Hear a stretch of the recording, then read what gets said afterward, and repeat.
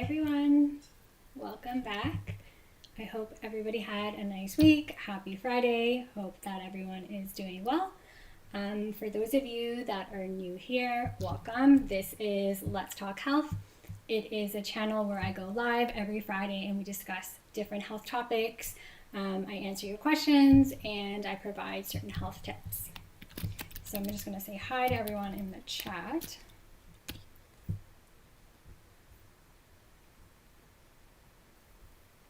All right.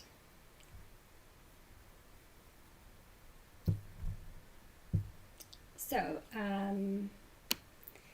this week, as you can see from the title of the video, we are going to be chatting all about diets, and we're going to be chatting about different types of diets. What are the benefits of these diets? What are the cons of some of them?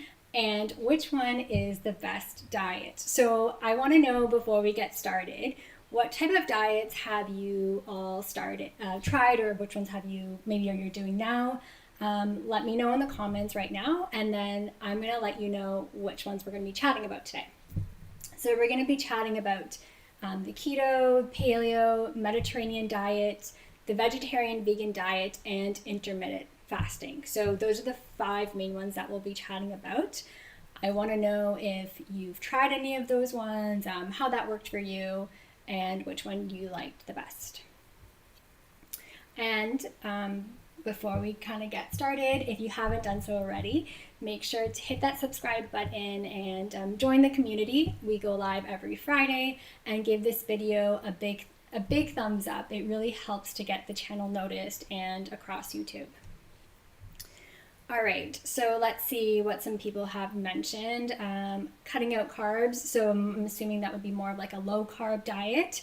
So that's kind of like keto, so we'll be talking a bit about that. Somebody mentioned the oatmeal diet, so I'm assuming that's like having high amounts of oatmeal. Oatmeal is great for fiber, so that would probably be that. Somebody mentioned tried paleo and vegan, both made me feel good for different reasons. Yep, so those are some like big ones. Personally, I've also tried the vegan one. So I'll kind of mention a little bit about vegan when we chat about the vegetarian. All right, so let's dive in. So the first one I want to talk about is the ketogenic diet, or short form would be keto. So the ketogenic diet, the main purpose of this one is focusing on eliminating or reducing carbohydrates and having more fats. So it's about like 70% fat, which is a lot. Typical diets usually maybe contain about 30, maybe 30 to 40. So 70% fat, 20% protein, and 10% carbs. So it's really low on the carbohydrate. So this reduction in carbs puts your body into a state of what we call ketosis. And ketosis is basically you're burning fat and using that as energy. So in that sense, what you're trying to do is stop using the carbohydrates, which are the predominant source of energy, and then use more of the fats for energy. So this becomes efficient because then your body is burning fat, and as a lot of us know, it's what fat that contributes to like the excess weight gain. So this one is typically used for weight loss. Some other benefits is that it can help supply like energy for the brain, so using ketones for the brain. However, some of the cons of this one is that it is a little bit restrictive, so it eliminates those carbs, which we need to use those for fuel, for our hormones, for energy. So a con that sometimes people feel on the keto diet is they feel a little bit tired, or they might have a little bit of dip in energy. Some other things that they might feel increased thirst. They might have that dry mouth, and they might have that frequent urination. So those are some cons. It can also be challenging because you really are cutting out a lot of carbs, and that's what a lot of us are used to eating. So it's challenging to kind of switch that mindset towards having more fats. Another thing is there's not really a guideline on what type of fats you can consume. So we might tend to eat ones that aren't as healthy, maybe things like bacon or really high fatty cheeses, and that then might not be so good because that can cause increase in cholesterol. Let me just see what other points I wanted to talk about. Also, you have to the big thing is you have to count how many of each thing you are consuming. So to make sure that you are in ketosis.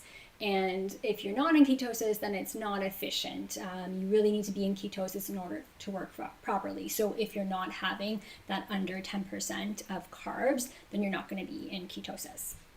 Some of the benefits, though, I mentioned weight loss, so that's huge. Another benefit is that it's good for controlling blood sugar, and it's good for insulin sensitivity and insulin resistance. So it can be helpful for diabetics or pre-diabetics.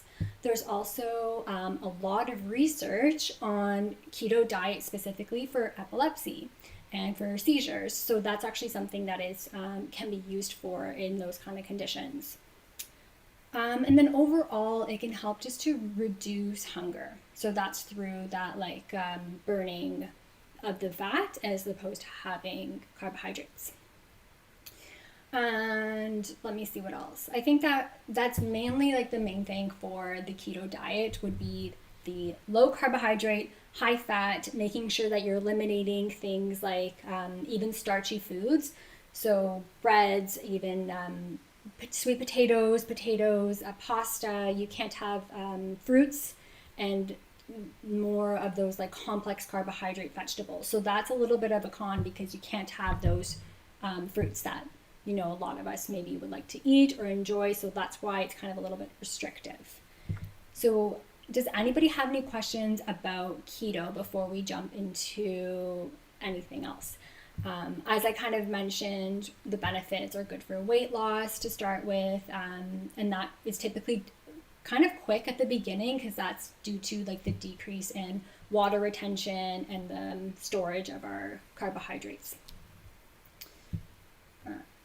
Okay, so somebody mentioned I had friends on the keto diet and all they ate was cheese and processed meats. Yeah, so that is a huge issue, is eating more of the processed meats because we think, okay, we have to have a lot of protein and fat, so what can we eat instead? So that would be an issue. Somebody also mentioned they tried vegan and felt that they were eating a lot of carbs. Okay, so that can be, we'll talk about that, but that can be a downside to having vegan diet because you're eating a lot of the carbohydrates and vegetables and legumes and lentils and stuff like that.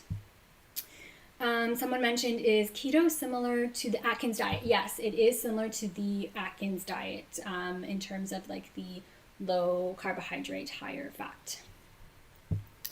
Is it sustainable over long term? So keto might not be sustainable over long term just because, as I mentioned, you have to monitor that state of ketosis, and it is challenging to do that, and it's very tedious if you want to be really good at it by actually monitoring through either the urine or the breath test, and then long term not being able to have certain fruits or vegetables can be challenging if you're going out or if you're seeing friends, because you really do have to be in that state of ketosis and you really have to monitor what you're eating. And that can be challenging to do. Any long-term side effects? In terms of the keto diet, there's not really many that have been heavily researched, in terms of long-term side effects. I think it would just be more so the blood sugar issues and the blood sugar regulation. So just being careful that you don't drop your blood sugar too much because of that, not having the carbohydrates and going more so towards the fat metabolism. So that would be that. And okay, and then in terms of somebody mentions it bad for your liver, not that anything that I've come across in studies, but I can look more into that. But when looking into it, I didn't see anything about it being bad for your liver. All right, so next one we're going to go into is the paleo diet. So I'm not too sure if any of you know about the paleo diet, but it is actually based on like hunter-gatherer time, so like thousands of years ago, and they tried to figure out what the people ate, like our ancestors back then ate, and tried to focus on that. So it really does focus more on a whole foods approach. It's a little bit challenging to know what they exactly ate back then, but they tried to figure that out and use that sort of approach now. So it focuses on eating like meat, fish, poultry, and eggs, healthy fats, fruits, and vegetables. And then also nuts and seeds, which can be a little bit more modernized now. Maybe they didn't know, did they have these nuts and seeds back then, but they allow them in the paleo diet now. And then you avoid things like like high sugary foods, so things like that aren't whole foods, things that are processed. Grains, so this is a big one in the paleo diet, is that you take out grains. So even things like wheat, barley, rice, bread, pasta, all that you take out. Another one is legumes and lentils and like any kind of like chickpeas, beans, that stuff you're taking out. And then also dairy. So those are the main categories that you eliminate. So it's mostly focusing on like the meats and vegetables and fruit and nuts. Those would be like the big categories to have in the paleo diet. Okay, so going into some benefits, it is good for heart health. So that in research, it has shown that it's good for lowering your cholesterol. It's helpful for lowering blood pressure. Also helpful for that insulin regulation and diabetes, and also weight management. And however, it can be a little bit restrictive. So if we go into the cons, some of the things is that it is restricted, like you can't have lentils and legumes. So this one's very hard for people that are vegetarian or vegan to follow. It's not really a sustainable diet for them because they need those in order to get their main sources of protein. So a con of that would be is like somebody that's vegetarian or vegan can't really follow the paleo diet. And there tends to be like a misconception about meat. People think that if you follow the paleo diet, you can have tons of meat, and they think that back then they were carnivores and meat eaters, and this is actually a misconception with this diet. It's not, you're not supposed to go and have tons of meat. It's supposed to still be balanced. So they actually want you to focus more on having whole foods, having more of the whole vegetables and whole fruits, rather than just consuming tons of meat. So in that case, some people might think, okay, I can have lots of meat, then I can have steak every day, or I can have bacon and eggs. So it's not, that would be a con because that's a little bit of a misconception. And then this one can be a little bit challenging when you're trying to go out to eat or go to different restaurants because you can't have a lot of the legumes and grains and dairy. So that's a little bit challenging because it can be restrictive. Okay, so I talked a little bit about the paleo diet. Does anybody have any questions about that one? So I'll just kind of recap. That one is based off the hunter-gatherers. It's a focus on having whole foods. They eliminate things like dairy, legumes, grains, sugary food. What else do they eliminate? Like processed foods, high like fatty oils, except for like avocado or olive oil. And then the benefits, like I mentioned, it's really good for the heart. It's helpful for weight management, blood glucose and insulin. But then the cons of that is it can be difficult for vegans or vegetarian people to follow that. There's like that misconception of you have to have lots of meat, and then it's a little bit challenging when you have to eliminate those legumes and grains and dairy.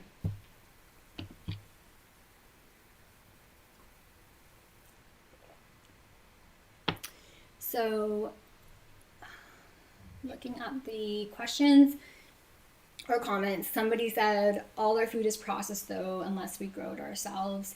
Yeah, a lot of the food these days is like processed, but I guess when I mean processed food is more so like things that you would buy like in a can or ready-made frozen dinners or smoked deli meats, packaged like cakes and pastries and cookies. All of that is like what I would consider processed foods. And then whole foods is things like your fresh vegetables or meat or eggs or legumes. So yeah, that's just a clarification. So someone mentioned that something I got wrong on the paleo diet at first. I thought I had to eat a lot of meat. Yes, it is a huge misconception, because that's what I guess it's a little bit portrayed as that. Like, it's that high meat eaters and meat with veggies and fruit. And then because I guess it cuts out the grains and the legumes, so we tend to think that. But you should focus more on having like the legumes and fats, and sorry, not the legumes, the vegetables and the fats and the fruit in moderation with the meat. Would you say the paleo diet is the most expensive diet? Yeah, it could get expensive, and that's actually when I was doing some research on it. It was saying even you want to have organic, as organic as possible. So organic meat can be pretty pricey. So I would say it's probably one of those ones that's up there, and that's pretty expensive. Why can't you have grains on the paleo diet? Don't we need carbs for our body to function? Yes, we do need carbohydrates. I do believe that they are important, and especially having like for our hormone production or just even balancing our hormones. So why you can't have them on the paleo diet, that's what they believe, that like they believe back in the day, thousands of years ago, like they didn't grow wheat, or they didn't have that barley and rye, and all those types of grains, rice. That's just what it's based on. So that's why they decided to not, when they were looking back in what was in back then, that's kind of what they put forth with the paleo diet. So it's definitely a negative or a con about it, like that you can't have the grains. Do you have to monitor what I eat with the paleo diet? That's a great question. So it's not like the keto diet that I mentioned, that you have to have like a certain percentage of your carbohydrates, fat, and protein, and you have to be careful in monitoring it. So with the paleo, you don't. It's just, if that's what you're asking by monitoring, like that's what you would have. Like, as long as you're having it within those food groups and you're eliminating the ones that you're not supposed to have, then that's fine, and you just follow it that way. So I guess that would be a benefit of it, is like you don't have to be so restrictive or tedious in knowing what you can have or what you can't have in terms of percentages of your diet. Yeah, great questions, everyone. Thank you. Okay, let's see, what can we go into next? Okay. The vegetarian diet. So there's many different forms of vegetarian. So typically vegetarian would be you cannot consume meat, fish, and poultry. But then there's like the lacto-ovo, and that means that they would have eggs and dairy. Then there's lacto, they would have eggs in addition to everything else. And then there's, lacto would just have the dairy, and then ovo would just have the eggs. So let me clarify that again. So typically vegetarian, what it is, you don't consume meat, fish, and poultry. If you're lacto-ovo vegetarian, you can eat eggs and dairy. If you're lacto-vegetarian, then you can eat dairy. If you're ovo-vegetarian, you can eat eggs. If you're pescatarian, you can have fish. And if you're vegan, then you wouldn't have the meats, the fish, the dairy, and the eggs, and any animal byproducts. So that's just like the difference of all of them. So some of them have eggs, some of them don't, some of them have dairy, some of them don't. So typically it can, range what people will have and what they won't have. The vegans is a little bit more stricter, because you can't have even animal byproducts. So if certain products or food products or skincare products or health products are made through animal, either have animal like byproducts in them, or if they're made using even like honey or something like that, then that would be something vegans wouldn't have. So typically the vegetarian vegan diet, people will do this for many different reasons. It can be for health benefits, it can be ethical benefits for the animals, and then it can also be for like the environmental benefits. So there's different reasons why somebody would choose a vegetarian diet. Okay, so what are the benefits of a vegetarian or a vegan diet? So the benefits is that it reduces the risk of chronic disease. So that includes like heart disease, high blood pressure, diabetes, cholesterol. So those would be the benefits of it. And then also through blood sugar regulation and lowering cholesterol, it can just improve overall quality of life and health. It helps with improving also the quality of your diet. And that is because of eating more vegetables. So we tend to not really focus on, like in our typical American, Canadian diets, we don't really focus on vegetables. So, but when people change over to the vegan or the vegetarian, they tend to have a lot more vegetables because they're replacing like the things that they take out of the diet, like the meat and the fish and the dairy and that kind of stuff. And they're having more of the vegetables. And that just has a huge benefit because of the vitamins, the minerals, and then overall just like increased fiber because you're having more veggies. So that's a huge advantage because of that. And then it can also support some weight loss, and that's mainly through just like the increasing the metabolism, increasing healthy bowel movements with the more fiber, and just having less of the fatty foods, like having less of the high fat animal foods. So that's one way of getting the weight loss through that. The cons, though, is that it increases the risk of deficiencies. And as I'm looking in the comments, somebody mentioned, is the vegan diet too deficient in protein? So it can increase the risk of deficiencies of mainly like iron and B12 because we get a lot of that from our animal products. So you'd have to be careful when being on this diet. You could check your blood levels. You could see if you need to supplement with those because B12 is specifically from animal sources. So that's a huge thing. And then in terms of protein, you want to make sure, like you really have to be good at making sure you know where your protein sources are from. You can still get good amounts of protein on the vegetarian or vegan diet for sure. You definitely can. We get protein from lots of vegetable sources, and then specifically things like quinoa, beans, lentils, chickpeas, other things like soy products, tempeh, coconut yogurt, all those things, even like lentil-based pastas, you'll get a good amount of protein through them. But you just have to be good at doing that because some people, when they switch over to the vegetarian or vegan diet, they don't know how to replace what they took out of their diet. So that would be a huge thing, is just making sure you know what to do. And then another thing would be making sure you know what you're replacing things with. So a lot of times I've seen like taking out meat and then adding like the fake meat products, like the mock meat, and those necessarily aren't that healthy. Of course, everything you can have, like, here and there in moderation, but making sure that that's not going to be your main source of food. Like people call it like the junk food vegan, when you just have like the junk foods or the like those like vegan chicken nuggets or the pizzas, like those kind of things. You want to would treat that as you would in a regular diet where you're just having those in moderation. It shouldn't be substituting for the daily food.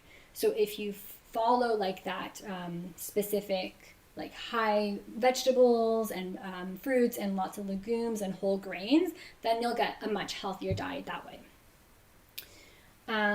So I think I made all the points that I wanted to say about the cons of the vegan vegetarian diet. So just to recap that, there's different types, like I mentioned, like the ones that you can have dairy, so lacto ones, the lacto-ovo or the ovo or the pescatarian or the vegan.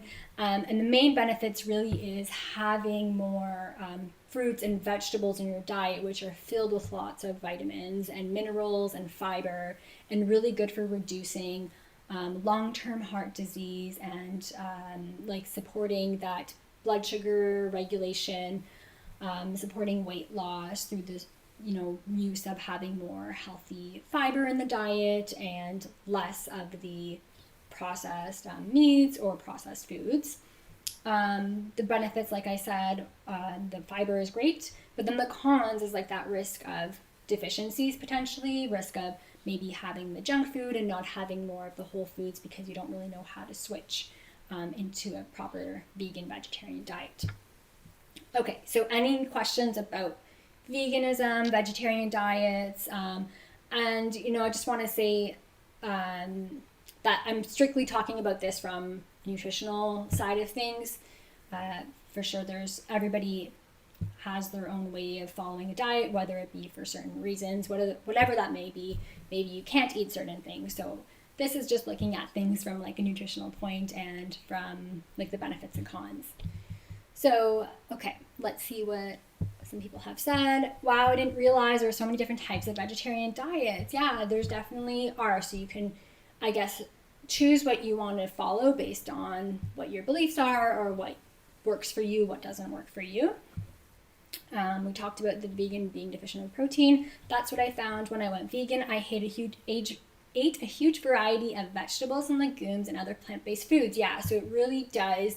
That's what I found too when I tried the vegan diet. It really helped with getting more of a variety. I found like I was a little bit more in the kitchen. I was just more exposed to trying out different things. I was more creative. That's what I was looking for. I was more creative in the kitchen with trying out different things, and I found that was really helpful for getting in different sorts of like fruits and veggies, because there's so many that are out there that we might not try. Can you take B12 injections and iron supplements to hedge against deficiency while on the vegan diet, or is this too artificial? So it's always great to get, of course, everything straight from the food, but sometimes we do need to supplement. So if you are going to do B12 injections or iron supplements, you always want to make sure with your doctor, check your levels, because maybe your iron levels are okay, maybe your B12 is okay. They both get stored in our liver and they are there for many years, and it might take some time for them to deplete. So you don't ever want to have too much iron or too much B12. So get them checked out, and it will definitely help while being on a vegan diet. But like you said, it is technically an external source. But if you need it, then it's better than not having it at all. Cauliflower wings, yes. Can you talk about the Mediterranean diet, pros and cons? Well, yes, you just read my mind. That was what I was going to be chatting about next. So we'll focus now on the Mediterranean diet. So this diet is, like as it sounds, it's basically based off of what they eat, or what they did try to eat in the Mediterranean. There's research that shows that those countries like Greece or Italy, they really had healthier lifestyle compared to Americans. So they looked at what did they eat and why was it so beneficial. So the Mediterranean diet really focuses on eating, like it's similar to the Paleo, where it focuses on eating vegetables, whole foods, so vegetables, fruits, nuts, seeds. But the difference here in terms of the Paleo diet is this one you're allowed to have like grains and legumes and like in moderation bread. It also really focuses on extra virgin olive oil. That's a huge one in this diet, and fish. So those are the main things that you can eat. And then in terms of things that it limits, so in moderation, you'd have to limit the amount of red meat. So that could be like once a week, or even just once every other week probably would be what that would be more so having, so once every other week. And then fish would be twice a week, should have at least twice a week. And then dairy and eggs would be more so, dairy, eggs, and poultry would be moderate restrictive. So maybe you having them a couple of times a week, whereas instead of having every day. Then definitely you don't want to eat like any processed food, any sugary foods, any fast foods, any refined oils. And then this one does allow red wine, and also the Paleo diet I forgot to mention, but that one also allowed red wine. So they are very similar. Just like I mentioned, the Mediterranean allows like having those grains and legumes. Okay, so what's the benefits of this one? This one reduces all-cause mortality. So that basically means it reduces all types of death caused by like heart disease, diabetes, premature death, heart attacks, strokes. So it's really beneficial for reducing all of those. It also helps to fight inflammation, so it reduces inflammation in the body, and it helps to protect the brain against cognitive decline and Alzheimer's disease. So it's very good in terms of the benefits of it. The benefits also is it's not really restrictive. As I mentioned, it kind of allows all of the food groups. So it doesn't, like I said, it doesn't get rid of the grains. It doesn't get rid of legumes. It doesn't even get rid of like the dairy and the meat, but it just reduces the consumption. So in that case, if somebody's having difficulty maybe changing diets or switching like their eating habits, this one might be a good one because you're still allowed to have that, but again, it's just a reduced amount. What else is it good for? They also, so another thing is they focus on having smaller dinners and larger lunches. So that's like typical what they do in Europe. They'll have a bigger lunch, and then you get to burn that fuel throughout the day, and then your dinners are smaller because then after you're going to bed at night. So that's another benefit about that. But then let's talk a little bit about the cons. So people might think that because it's Mediterranean and you're allowed to have like pasta and bread, they might think that you're allowed to have lots of that, but that's actually not the case. That is typically, again, an American thing where we have big plates of pasta or, supersized meals. The Mediterranean diet focuses more on having smaller amounts of these. So maybe having it as a side dish or a little bit on the side of a meal.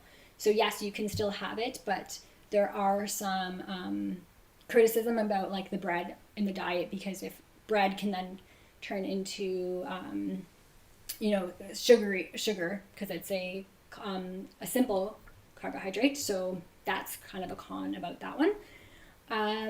Let's see what else. The other thing was the fish selection. You have to be careful with the fish that you choose. Some people don't like eating fish because it can have mercury. So you have to really be careful with the fish that you choose. But like looking more into which fish is the best one. So whether it's like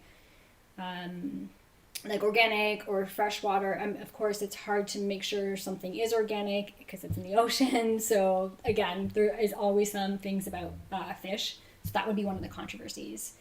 And then this can either be a pro or a con, kind of like what we mentioned with the paleo. There's not really a specific guideline. So maybe some people might like that because they can just follow, okay, these are the foods I eat, these are the ones I don't eat, and I don't have to do a specific like ratio of what percentage to what.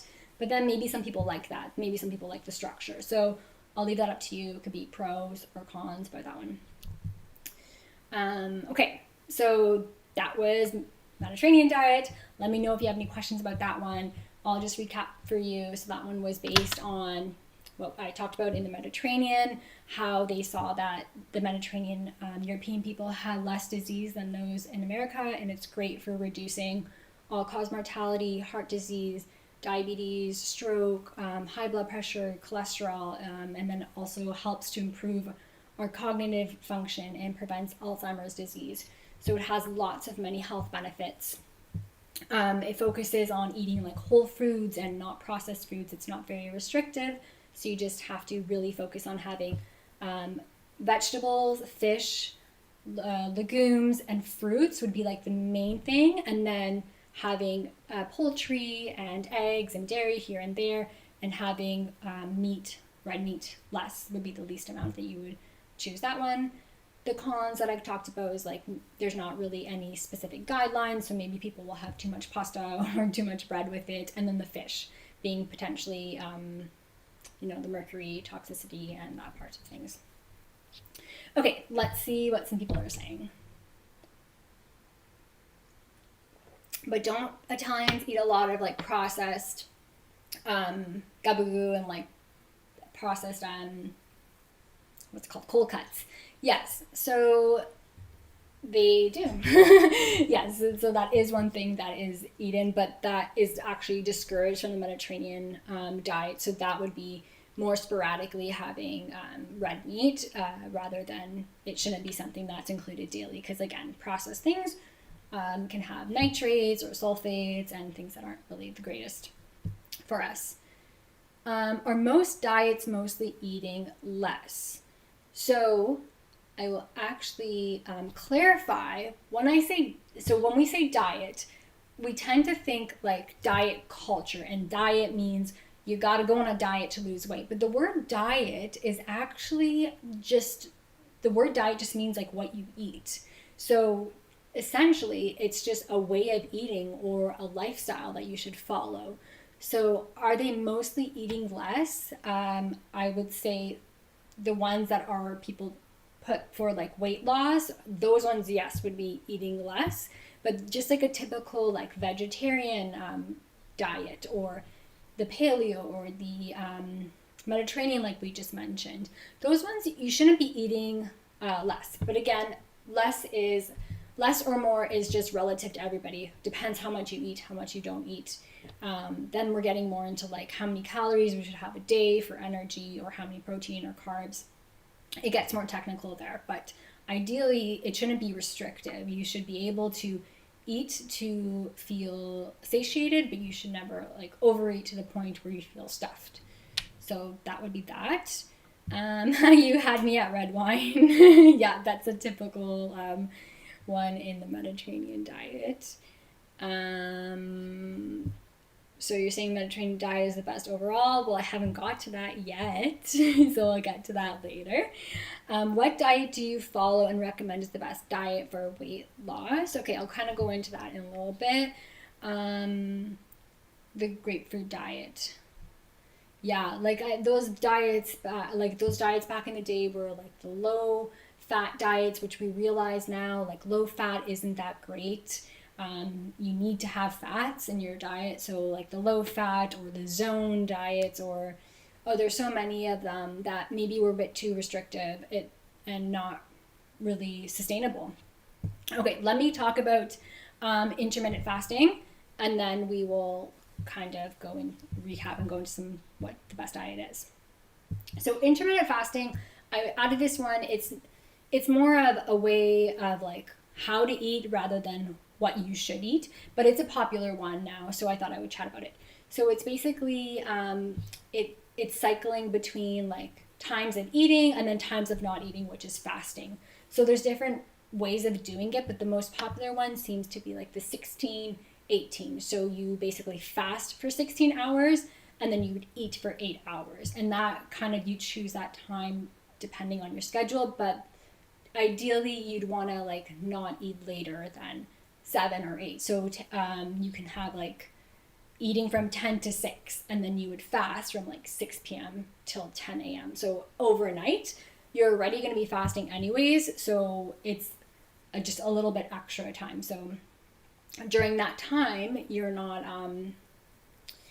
really like limiting what you eat. You're just kind of eating the same amount of food that you would eat in that amount of time, in that 8-hour window. Sometimes people might only eat 2 meals because they're technically like, if they eat and then they eat again after the 4 hours, you can do it either way. So that would kind of be like what you do in terms of how to do intermittent fasting. And again, like I mentioned, it's not really like, rather than picking or restricting foods, you're kind of just following a time frame of eating. Okay, so let's talk about the benefits. So one of the good benefits of this is actually it's beneficial for the gut health, because you are fasting over that period of time, and it can help with getting your bowel movements regulating, giving your body time. Like we have something in our intestines called our migrating motor complex, and it basically like helps break down the food and move along. If you were to eat like every hour, every couple of hours, then it actually like weakens the ability of your body to do that. So giving that fast overnight helps your body kind of regulate, helps your digestive system regulate.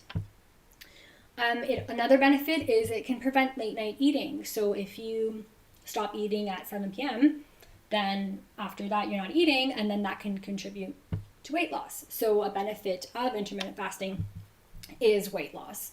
And it can be for that reason, but it can also be some people might eat less during that time frame because you're only eating for 8 hours as opposed to maybe eating for 12 hours of the day or even more.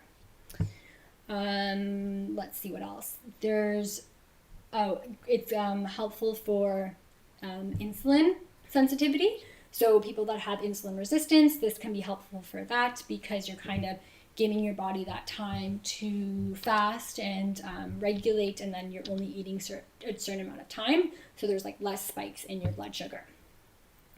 However, the cons is because there's not really a strict like protocol of what you can or can't eat during that time. The con would be that people might just eat a bunch of junk food during that 8 hours. That's not necessarily healthy. Or they're just eating excess amount during that time because maybe they're compensating for the hunger that they had before. So that would be a con of that. And then another thing would be maybe if you work at like 9 a.m. or 7 a.m. or you work early, and if you're not eating and then you get to work and you're hungry, but you're not able to eat and break your fast at 10 or 11, then that can be an issue. So for those reasons, like those would be some of the cons of intermittent fasting. Okay, so any questions about intermittent fasting? I kind of mentioned, how it's giving your body that break. So you fast for 16 hours, you eat for 8. You can eat whatever you want during that time, so there's not really much guideline, so that can be a con where you can just overeat, but it does help in weight loss. Okay. Oh, and then, sorry, I forgot to mention one other thing about intermittent fasting. It might not be great for certain conditions. So for children, for teenagers, for pregnant women, and just for people like for their menstrual cycles, because of that drop in the blood sugar, like you do have a drop in blood sugar overnight and then it's sustained throughout the morning. You have to be careful with those conditions. And then also for like the hormones and the menstrual cycle, like I mentioned, it's putting a little bit of stress on your body, and it might make your body think that it's going into starvation. So that's actually not great for our hormones. Or if you're chronically stressed, I would not suggest doing intermittent fasting. So just those are things to be mindful of and be careful with.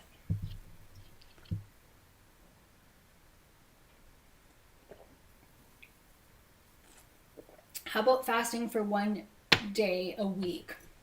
So I think that is, like I mentioned, there's different parts of intermittent fasting. I think that is one of them, where you just like fast a day, or you fast 1 day on, 1 day off. So that can be, again, something that can be done.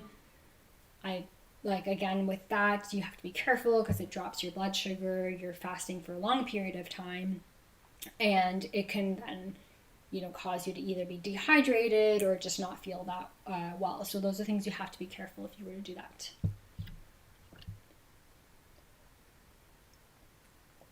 Okay, so if you think about everything that I said, I mentioned that there's actually weight loss with all of those diets. So going back to somebody's question, what diet do you follow and what do you recommend is the best for weight loss? So that question, that would be the answer. They're actually all shown to have weight loss. And the reason could be is because the typical standard or Canadian diet, like I said, it doesn't really have a focus on that whole foods or like having good amounts of vegetables or in protein and stuff, and it focuses more on like quick food, fast food, processed food, and those are all going to cause weight gain. So I believe that anytime you switch to one of these diets, you're going to see a benefit in losing weight because you are making more healthier choices, or you are limiting something, or you're restricting something. Like for the keto diet, you're focusing on restricting carbs, so you lose weight. Or the intermittent fasting, you're maybe eating less. The Mediterranean diet, you're focusing on more whole foods and more healthier foods rather than having processed foods. Vegetarian diet, you're having, again, lots of vegetables. So all of those, because of all of those diets, that's probably why you're losing weight. So that is why all of them kind of have weight loss as a benefit. Okay, so I want to know from all of you, before I go into which one is the best, which one do you think is the best? So let me know in the comments out of those ones that I mentioned, or if there's another one, let me know which one you think is the best. And I guess I'll mention here, before I say which one is the best, it can depend on the person. Everybody is different. Everybody's bodies are different. Like, remember that a diet really shouldn't be restrictive. It should be including all food groups. It should be healthy. It should be sustainable for the long term. It should be more of a way of life than anything. So just keeping that in mind, and then also knowing that there are some people that need to follow certain diets. Maybe somebody needs to follow a vegetarian diet, or maybe somebody they need to follow the keto diet because they are prone to seizures, or they have epilepsy, or maybe somebody does better with intermittent fasting because they have diabetes. So that's just like knowing that there is not maybe a one diet fits all, right? But based on the research, I will kind of go over which one is the best. It seems like everyone is saying the Mediterranean, and yes, you are all right. But again, that is my opinion, and that's what I found based on the research. Because it reduces, like I said, it reduces all-cause mortality. It includes all the food groups, so it's not really restrictive in that sense. It focuses on a more of like a healthier whole foods diet, a healthier lifestyle, limiting like trans fat and processed foods, focusing more on vegetables. It has the legumes in it. So it was hard to choose between Mediterranean and Paleo, but like I said, a lot of the research did point towards Mediterranean being good for all-cause mortality, for reducing that. And it does have like the lentils and the legumes and the grains, which can be helpful for somebody that is following more of like restricting more of the meats and stuff. So again, it includes all the food groups there. Okay, so yes. And then somebody mentioned all of them. So yeah, like I said, they're all great diets. They're all beneficial. They all have their own benefits. I feel like the Mediterranean, again, is more sustainable in the long run. Like the keto is really challenging to sustain in the long run. Same with the paleo. That one is a little bit easier, but like because of the issues with maybe going out, if you can't have certain foods. Vegetarian is a great one too, but because of if you don't follow it properly, because of limiting the protein and certain nutrients, then that one is a little bit restrictive in that sense. And then intermittent fasting, again, is just kind of more of a way of doing things. So, okay. So, over the next 10 minutes, let me know if you have any questions. I will answer any of your questions. But I'm actually going to leave you with a little bit of a tip. I know this can be really overwhelming, like what diet should I do? What's the best diet? Don't worry, just do what is best for you. But a little tip that I like talking about is called the plate method. So you picture your plate, and then half of your plate, you want that half to be filled with vegetables. So this will be things like your green vegetables, or bell peppers, or zucchini, mushrooms, broccoli, cauliflower. All of that will be on half of your plate. Then a quarter of your plate is going to be filled with protein. So any source of protein, whether that be a meat or a vegetarian source of protein or a fish, that's going to be a quarter of your plate. And then the other quarter of your plate will be filled with complex carbohydrates. So this will be things like either brown rice or quinoa, buckwheat, barley, or even things like sweet potatoes or regular potatoes. Roasted root vegetables, those are like your more complex carbs, even though some of them are vegetables. So that's kind of a way to picture the plate. And then you always want a good serving of healthy fats on the side. So that can be olive oil, so like a drizzle of a raw extra virgin olive oil over your food, half an avocado, some nuts, some seeds, some walnuts, what else? Walnuts, almonds, pumpkin seeds, chia seeds, anything like that. nut butters, those are your healthy fats. So that's kind of a way of like picturing a plate if you get a little bit stuck with knowing what to do.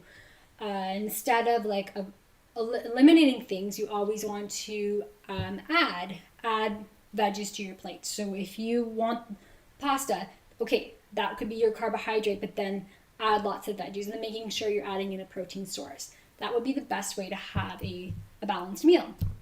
So let me know if, like, what do you think about that? Is that something that you've tried before? Have you ever tried the plate method? Okay, can you give us an example of a simple, basic breakfast, lunch, and dinner of a Mediterranean diet? Yes, for sure. So for breakfast, you could do something like eggs, and then you can do something like a sauteed veggies on the side. So that could be a mix of like spinach, bell peppers, mushrooms, and then you can even have something like a sweet potato. So that would be more of the complex carbs. So something like that, and then having like they love olive oil, so drizzling olive oil or having an avocado would be a good source of healthy fat. And then if you want to add in, since they're allowed to have like grains and stuff, so you could add something in like a whole wheat or a whole grain crackers or some sort of a whole grain bread. But again, if you're going to have that at the breakfast, then for lunch you wouldn't want to have the whole grain bread or something like that. So have that at breakfast, and then for lunch, an example could be like a big salad, so lots of mixed greens, and then you can have something like lentils, like chickpeas and stuff in the salad, and having things like avocado on top. And then on the side, making sure you're having something that's a little bit more satiating. So you could do a side of steamed broccoli or a side of steamed cauliflower. So that could be like your lunch. And then for dinner, you could have salmon or whatever fish that you like. So some sort of salmon. And then remember, dinner is always a little bit smaller. So just salmon with veggies on the side would be something that you can have for dinner. Also, like another idea for breakfast, if you don't want to do eggs, you could do something like oatmeal would be, or if it's a day that you can have that you're having dairy, because remember you shouldn't have it every day, but you can do like a Greek yogurt with some fresh berries on top, some nice walnuts and seeds. Then that would give you a lot of protein and carbohydrates and fat. Yeah, I hope that answered your question.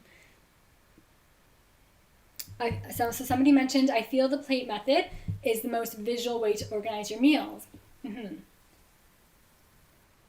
It definitely is a good way of organizing, like just a visual way of seeing, like, okay, I know that I have to have half of my plate. Let's fill it up with veggies.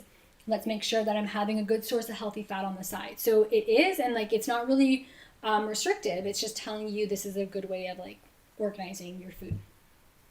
So what are some good snacks? So some good snacks, you always want to make sure, even with snacks, you always want to make sure you are trying to have like protein and some carbohydrates and fats. Sometimes it can be a little bit challenging, but that's always the greatest way to have a balanced snack or balanced meal, because you're avoiding like dips in your blood sugar.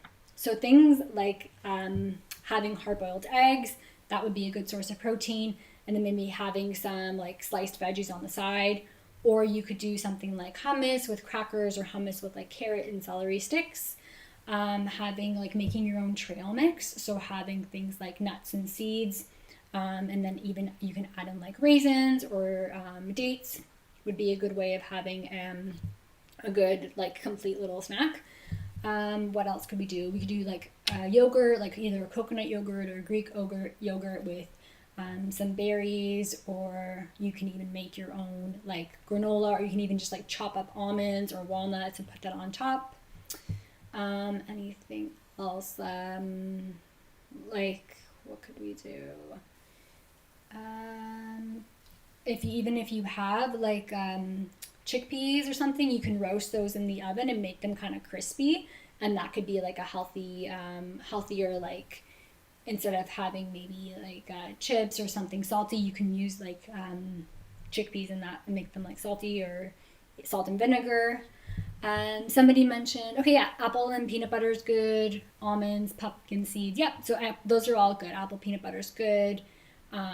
Maybe like if you're doing the apple and the peanut butter, even like apple almond butter, you can always put like chia seeds or like little like hemp hearts on top that just add some protein and healthy fats. Do you recommend almond or soy milk versus dairy milk? So sometimes there is, like with the dairy milk, it can be a little inflammatory, and that's just due to some of the proteins in it. And so those might trigger some like gut issues from some people, especially if you're lactose intolerant. It can cause diarrhea or constipation. It can even show up with like different skin conditions. So that's just kind of the downside of dairy. But if you're gonna go with like an almond or soy milk, it's always important to look at what's on the label, and you want to try to get it as like least ingredients as possible. So because sometimes they can add like fillers to those, and that necessarily wouldn't be any better than the dairy milk. So making sure you're looking into what's in the ingredients. So you don't want any like added oils or any added gums. Sometimes the gums can irritate the gut too. So you can either make your own or looking at ones that are like less fillers and additives. Not popcorn chicken, but actually regular popcorn is okay if you want. It doesn't have many like calories, but it's healthier than having potato chips. Okay, and then should dairy be eliminated? The dairy industry has been taking a beating. Yeah, definitely it's been taking a beating. So dairy milk, again, like you have to just monitor and see how it affects you, and just knowing that it can trigger some inflammation. If you're having dairy multiple times a day, if you're somebody that like likes to drink milk often, then probably not avoiding the dairy milk would be the better option to do. If you're gonna go have ice cream once in a while, then that's okay. What kinds of cheese do you recommend on the Mediterranean diet? So there actually wasn't really specific cheeses, but sometimes like the ones that are like the harder cheeses tend to not upset your stomach as much. The ones that are like the softer ones tend to be a little bit more upsetting. But again, just having that in moderation. I would say like try to have better quality cheese and more of like the European cheeses rather than like the cheddar cheese or the Monterey Jack cheeses. Sometimes those even have like coloring in them to change the color of them, to make them look pretty and orange. So I would say stick more to like the European traditional harder cheeses. Even like having a feta that's made with like goat and sheep's milk tends to be a little bit better than the dairy feta. Yes. Okay. So any other questions? If not, we will end for today, but I'll take the next couple minutes. Let me know if you have any other questions. And if you haven't done so already, please hit that subscribe button and the like button. It really helps to get this channel notified across YouTube. And you can also hit the bell that will give you notification for every time that I go live. So if you didn't do it today, then try it out. Just hit the bell, then you'll get a notification. I believe it's like a half an hour or 20 minutes before, just to give you a little reminder that I am going live.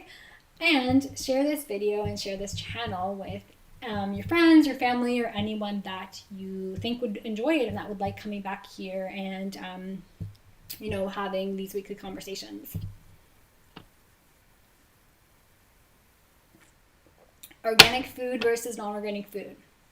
Is there a significant difference considering the price difference? So I usually tell people when going with organic food, try to look at like the dirty dozen, and that's typically what the foods that are high in pesticides. It does change depending on the like what's out there on the year, but it usually has things like softer fruits, so like things like strawberries, sometimes even like tomatoes, those kind of things, as opposed to something like with the harder shell, like avocado. You don't really need to buy organic, or like even a banana. But just check that list, and that, I would say, that's the best way to go, because it can be challenging to always buy everything organic, because it is expensive. Even things like meats, if you're gonna like have meat not as often, then going like, you can probably, maybe that's a little bit more cost effective to buy an organic meat every now and then. But those would be, the tips for that. Sometimes organic is the same price or cheaper than non-organic depending where you shop. Yeah, it does depend. Sometimes there can be sales, and yeah. But I would say look at the Dirty Dozen, and then they actually have the Clean 15.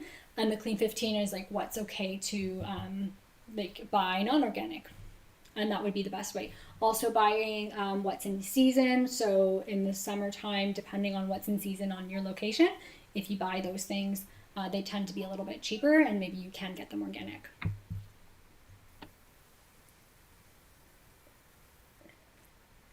All right, everyone. We will wrap up for today. Thank you all for coming and attending. It was really nice to answer your questions. Thank you for participating. So next week, I'm going to be talking about how to boost your energy. So we're going to be going into the different causes of fatigue. So like, what are the root causes of fatigue? And then like figuring out different ways that you can work on boosting your energy based on what your causes are. So if all of you want to come back next week and bring your questions, we can chat all about that. But for now, I hope you all have a wonderful weekend, and enjoy the rest of your Friday. Goodbye.